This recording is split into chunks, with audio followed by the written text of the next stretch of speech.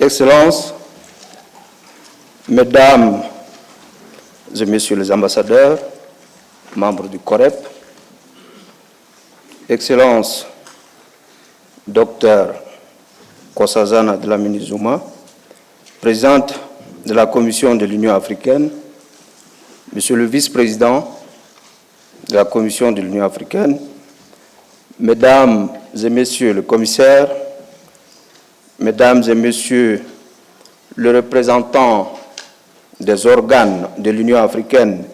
et des communautés économiques régionales, distingués invités, Mesdames, Messieurs, avant tout propos,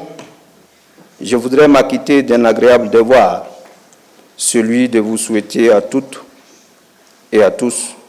une bonne et heureuse année 2017. Que celle-ci vous apporte beaucoup de santé et de succès dans toutes vos activités et soit une année de paix, de prospérité et de grandes réalisations pour notre continent et nos États. Je tiens également à adresser, au nom du COREP et en mon nom propre, nos sincères remerciements et félicitations au peuple et au gouvernement de la République fédérale démocratique d'Éthiopie et à la Commission de l'Union africaine pour les excellentes dispositions prises pour le succès de nos travaux et les commodités mises à notre disposition. Aussi, voudrais-je saluer au nom du COREP la présence parmi nous de la présidente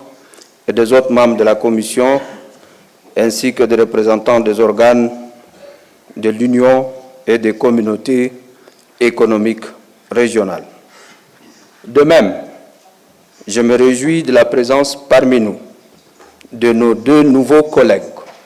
du Soudan et du Sénégal et tiens à leur souhaiter, à votre nom, à vous tous, une très chaleureuse bienvenue et plein succès dans leurs nouvelles fonctions. Excellences, Mesdames et Messieurs les membres du COREP, la présente session du COREP qui marque le début des travaux de la 28e session ordinaire de la conférence des chefs d'État et de gouvernement de l'Union africaine se tient dans un contexte marqué par la tenue prochaine des élections des membres de la nouvelle commission ainsi que par l'examen des questions vitales liées au financement et à la réforme institutionnelle et structurelle de notre organisation. À cet égard, la 28e session de la conférence de l'Union, dont le thème est, je cite, « Tirer pleinement profit du dividende démographique en investissant dans la jeunesse », marque une étape décisive en termes d'orientation nouvelle et de perspectives d'avenir pour mieux consolider les importants acquis enregistrés au cours de ces dernières années. Dans cette optique, en tant qu'organe technique chargé de préparer les différentes étapes du sommet, nous avons la charge d'examiner, dans la limite de notre champ d'action,